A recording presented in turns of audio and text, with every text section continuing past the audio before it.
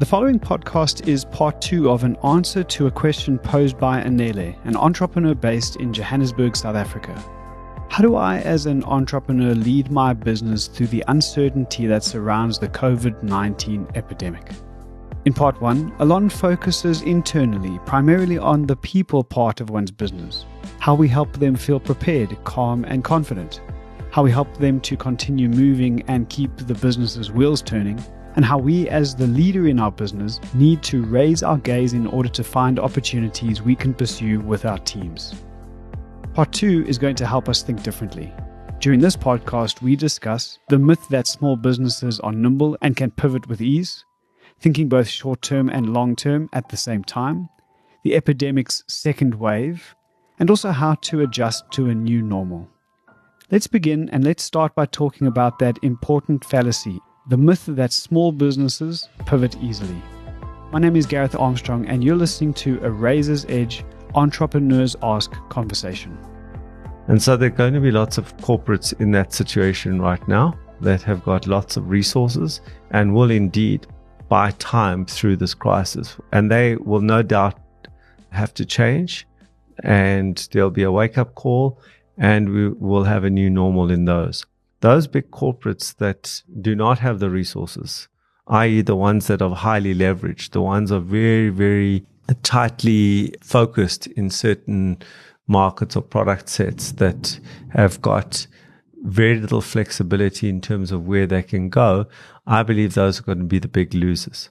But conversely, when it comes to small business, there's a different way to think about it. So the way I think about small business is that most small businesses, relatively speaking, don't have resources relative to the big guys. So you might have cash in the bank, you might have millions in the bank, but you don't have billions, and you don't certainly have access to billions of dollars of credit lines like the big guys.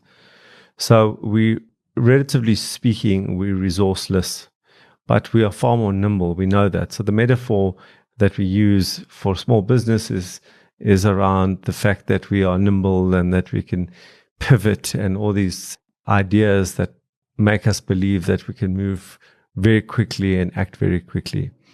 My experience is that that's not really as true as we'd like to. I think there's a bit of mythology in that, because the thing that restricts us moving is actually the entrepreneurs themselves, who you can hear the thunder in the background. We're sitting in a storm, which is quite metaphorical in itself. So if you're hearing the storm in the background, it's not moving furniture. It's the clouds rumbling up against one another. So the issue that we have here is that us as small businesses are very married to our ideas. And we are taught, and correctly so, that we should stick to our knitting, that we should build core competencies. And you've heard me even speak about that. And that's true, 100% true. But we shouldn't be married to ideas. If we're in a bad marriage, i.e. the context has changed, there's the thunder again.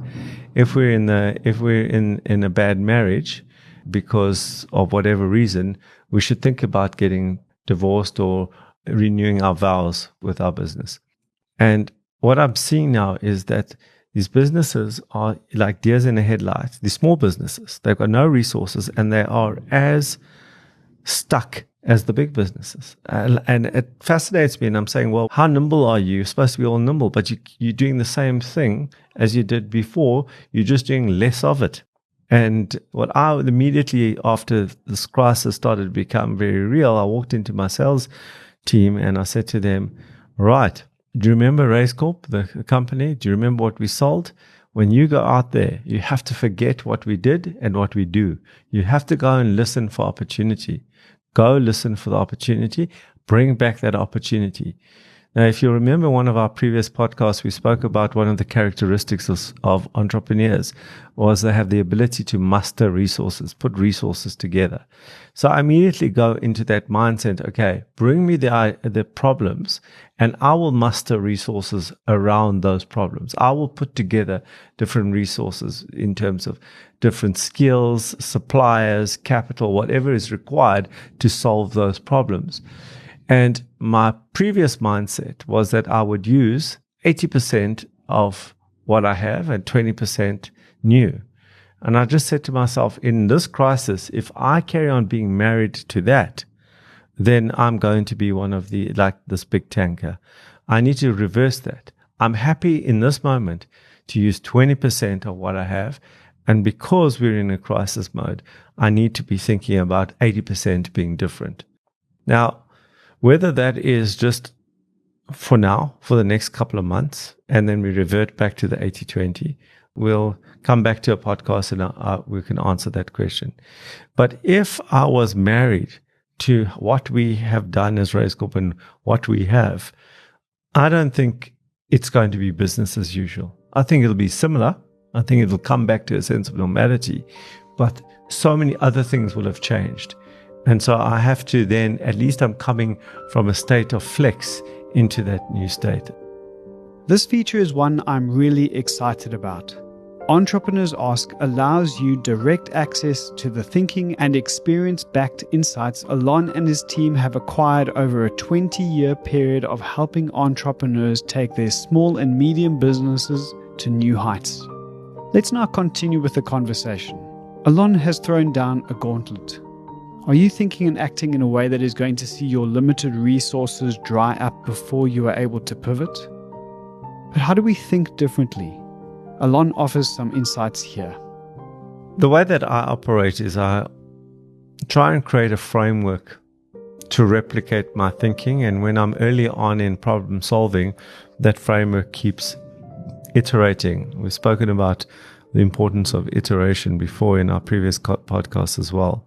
So even the framework that I'm about to express to you that I've started to formulate and how to think about the future is, let's call it on version 1.1. There will be, we'll at least be at 2.9 within the next couple of weeks in terms of thinking. But let's start there. So in your businesses, you need to be thinking about what are the short-term things that I need to be thinking about. And this is not about what you do internally in your business. We've dealt with that. I'm telling you, what are the short-term opportunities? So what we've seen in the market is that you've seen perfume manufacturers basically making hand sanitizer. So right now they've got the factory, they've got the bottles, they know how to produce stuff, they've got distribution, and they're changing what's inside the bottle because of the immediate short-term opportunistic and possibly even social good that it does. But there's going to be spike demand. They've got the resources. They're using it. And I take my hat off to them for more reasons than one. But the question is that if you're one of these short-term individuals that says, I need to get in the hand sanitizer business, and then you go and buy all this manufacturing equipment, what happens when the demand decreases? And there is a low barrier to entry in that regard. And so literally my kids are making hand sanitizer at home. They're Googling how to make it. We're getting the raw ingredients, and it's part of what we're doing whilst they're at home. And they're just creating hand sanitizer. So my kids can make it. You can be sure that 1 million other people will think they can make it as well. And some might have networks and distribution and access to that, and they will make money. But I certainly wouldn't think long-term unless I had that infrastructure to go and buy the infrastructure to do that. And then there's the long term. That's the second part of the frame. You should look at the short term, the opportunistic stuff, and then the long term, what are the structural changes that are going to happen? So everyone now is going on to Skype, onto Zoom, onto all sorts of platforms. And so what's going to happen there? So if people used to coalesce in a room for learning or for a party or for a wedding, and now they're now coalescing in a different way, the question you have to ask yourself is it going to revert back to what it was completely? Is there going to be a change? What's going to happen to the difference of those people? Is there a big market in the difference of those people? And how do we then service those people? So if people now go, and just let's talk Zoom, because I've just heard the word 1,000 times today, going onto Zoom or Skype as a means of communication, are they going to come off it as soon as the corona is through? Are we going to go back to what it was? Or is Zoom going to now attract a whole brand new market that sees the advantage of it? And so if there's a bigger market coalescing around Zoom, the thinking is, what is their behavioral change into the future? What is the peripheral stuff around that that creates opportunity. It's not the Zoom. Zoom's already caught that market. You've got to be thinking about what's the peripheral stuff, opportunities around that. You'll remember that in the first podcast, we spoke about first order thinking and second order thinking, where we spoke about the security as the first order, but second order, this was after the 9/11, that the security industry would proliferate. But the second order was about that dog breeder that you brought up as well. So that's second order. And then could be third order is dog food, and you have to think through that. That's what you have to look at from a structural long-term point of view. I then asked Allon to take us further down the first, second, and third order thinking rabbit hole. Let's take the Zoom thing. The first order is that a lot of people are going to come onto Zoom or onto similar technologies. Do we want to be an alternative?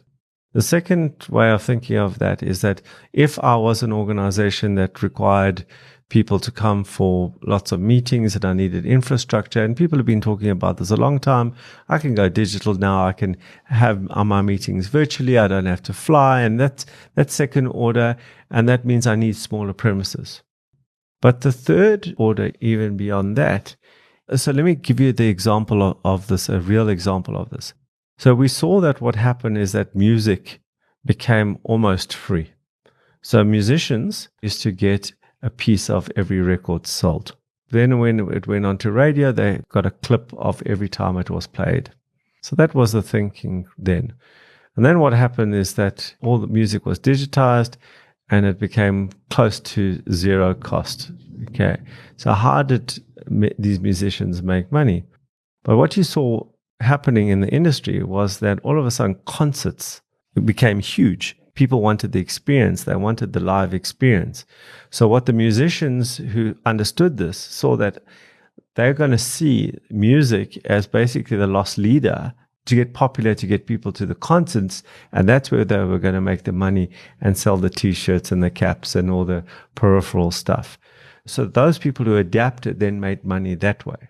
But there was in that time everyone saying it's not like it used to be. These guys are giving our music away for free and they're streaming and they're downloading illegally and all that.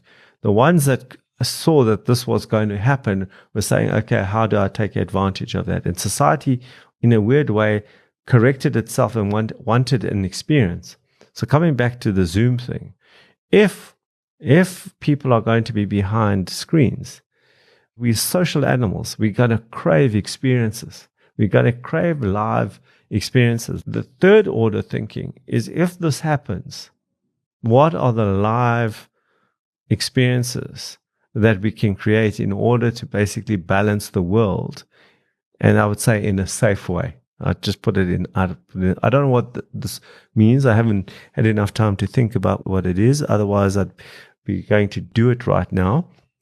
But I'm certainly thinking about that as a third order, because that will be the response to the response. And it's not linear. Can you see it's not linear? It's got nothing to do with Zoom. It's got to do with the behavioral change. Society reforms itself. But where it's going to land, I think that's the ones that can anticipate that. Those are the ones who are going to be the winners. And they can be the big corporates who have got the resources.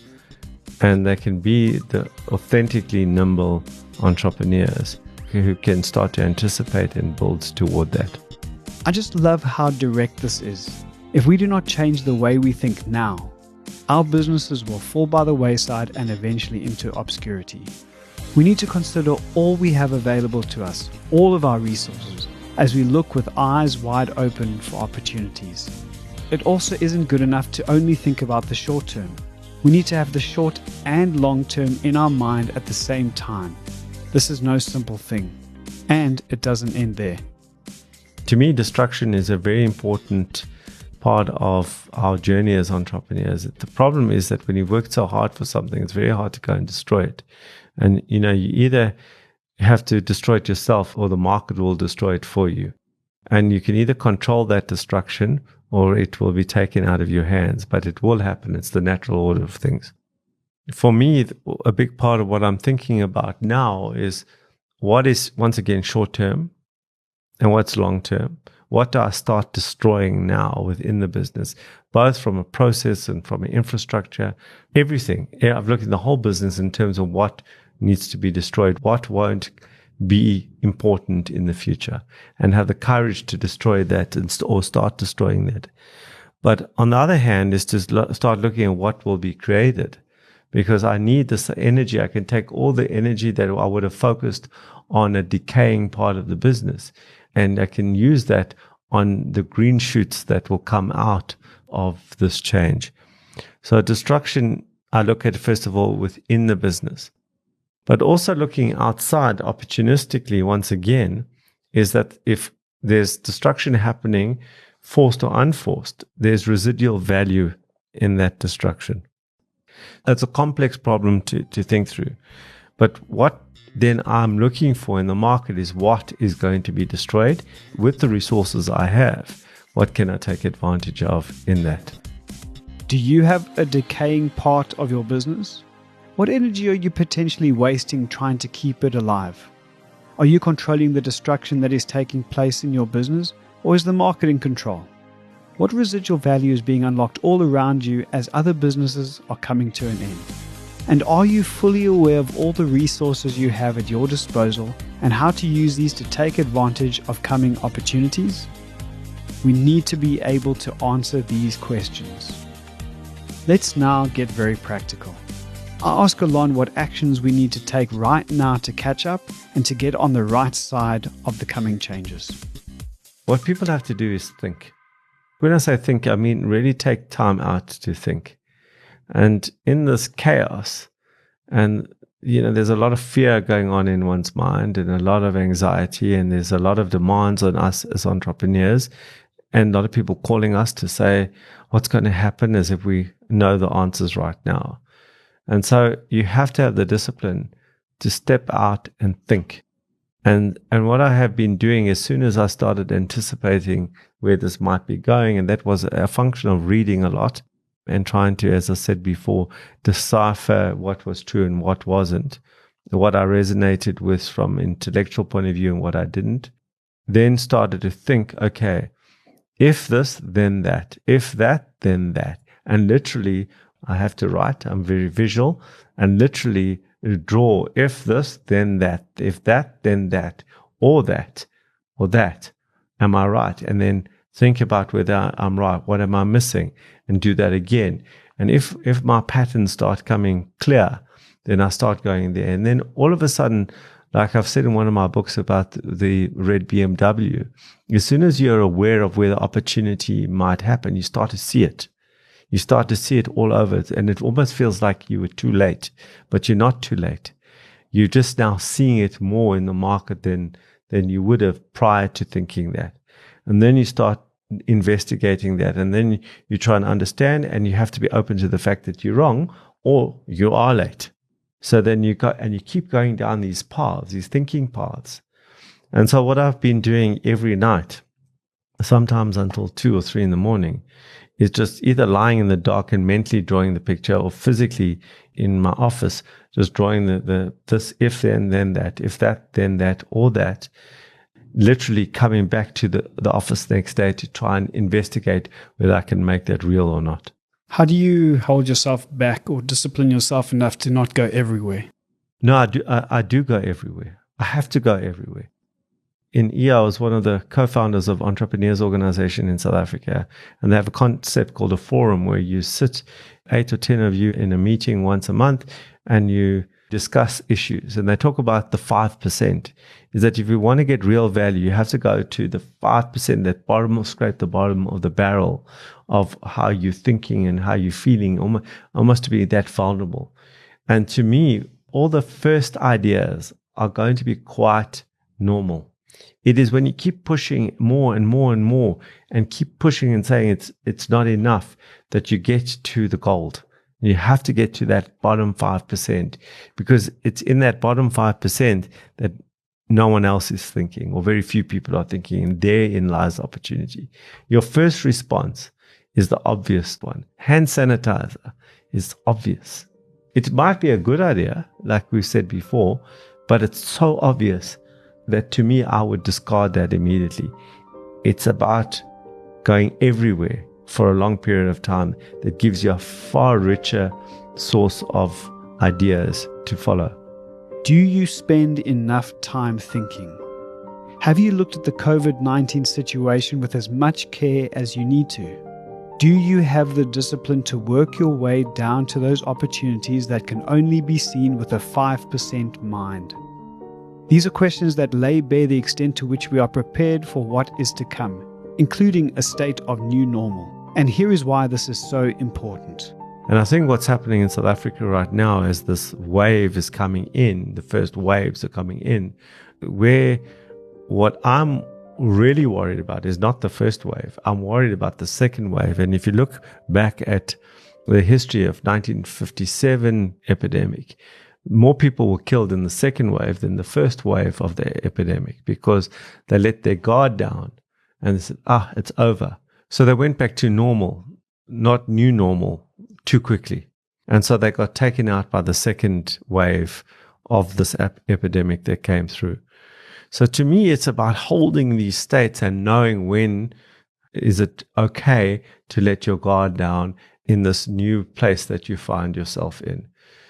It's a journey, I think, for all of us to go on. I certainly am not an expert at it, but I think as time goes by and as entrepreneurs, the one thing that we have is we've got lots of crises that happen. And it's very visceral for us because it's life and death for us. If somebody doesn't pay us month end, it could be the end of us. So us entrepreneurs have felt it, feel it, will feel it all the time. So in a weird way, we're more conditioned to be alert to this all the time. We're always sitting with an existential threat, whether it's a staff member leaving or a client leaving or somebody not paying us or somebody stealing our IP or whatever the case may be. We live in that kind of mindset all the time where we are hyper vigilant, just like the deer, because if it doesn't, it's going to get taken out by the lion in this instance being the coronavirus. Or the second wave, which is the other lioness waiting in the background, or the hyenas behind the other bush. We have to know when it's okay to now let our guard down just slightly. So we're not in that hyper heightened stage, but we just go to our normal heightened stage of vigilance. And my partner mocks me because I'm so hyper vigilant. I read into everything. And one might call it paranoia.